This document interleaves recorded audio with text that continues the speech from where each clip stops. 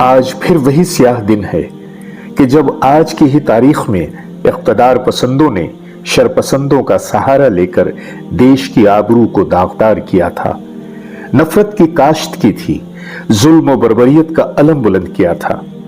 ये करने वाले तो कर गए, भूलने वाले भूल भी गए, लेकिन जिन्हें याद है वो आज भी 21 सालों के गुजरने के बावजूद उस दर्द को महसूस करते हैं। जाली दस्तावेज और झूठी शहादतें वक्ती तौर से तो सच्चाइयों पे पर्दा डाल सकती हैं, लेकिन तारीख जब गवाही देने पे आती है तो सारी हकीकतें बेनकाब हो जाती हैं।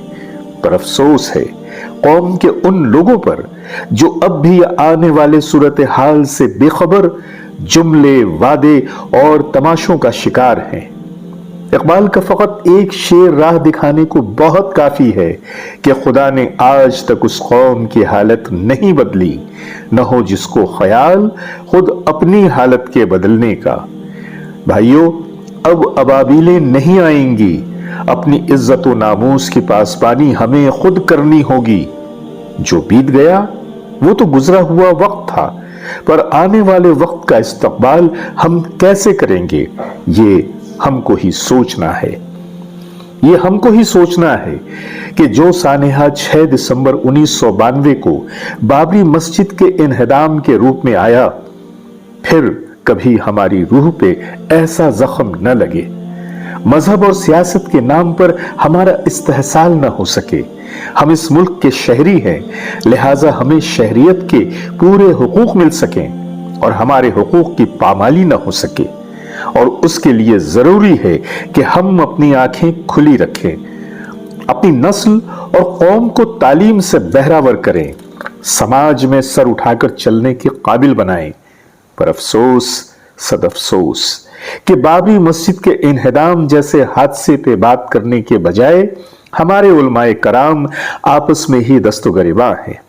और मजे की बात तो ये कि एक दूसरे को काफिर कहने से भी गुरेज नहीं करते। अपने हुकूक की हिफाजत और अपने हुकूक के लिए आवाज उठाने के बजाय बिदतों को बढ़ावा देने पे ज्यादा मशगूल नजर आते हैं।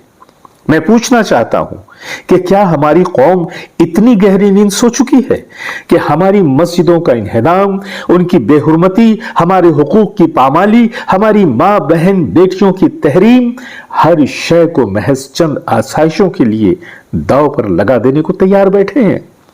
क्या हमास के बच्चों और औरतों की चीखें हम तक नहीं पहुंच रही?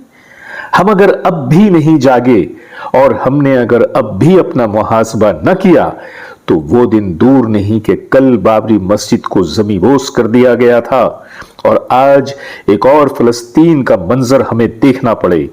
एक बार सोचिएगा जरूर।